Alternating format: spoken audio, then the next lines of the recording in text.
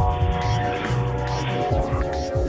Dan Ackerman, and we are here taking a look at the Alienware 18, a very unusual computer indeed, in that it's a big 18-inch desktop replacement gaming system, and even most of the gaming laptops that we've seen this year have actually been this new breed of smaller 13-inch and 14-inch gaming systems, maybe the kind that you're going to plug into an external monitor and only use the built-in screen when you're traveling or when you don't want to bother with that. This guy, gigantic 18-inch 1920 by 1080 screen. This is primarily the display you're going to use. I can't imagine dragging this over to a TV and plugging it into an even larger screen, even though it does have HDMI and mini DisplayPort outputs.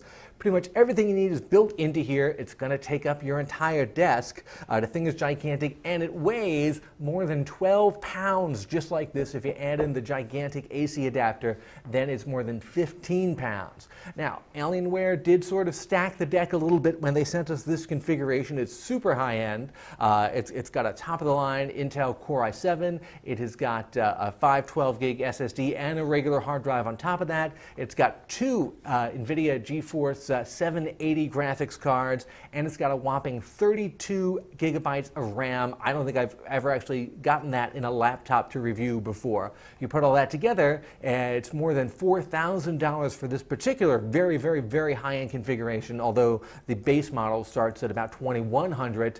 But at that level, you're not really buying a super gaming machine, which I think is really what you want from this guy.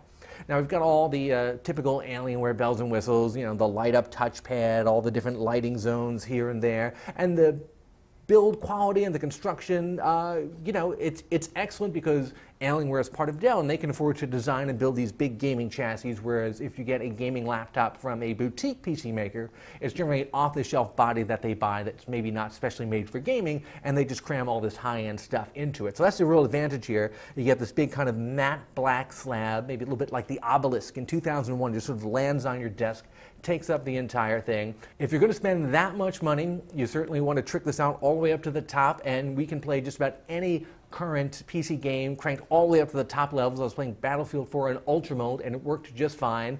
But keep in mind, this is not something that's even remotely portable. It fits the definition of laptop only in the broadest sense of the word. I'm Dan Ackerman, and that is the Alienware 18.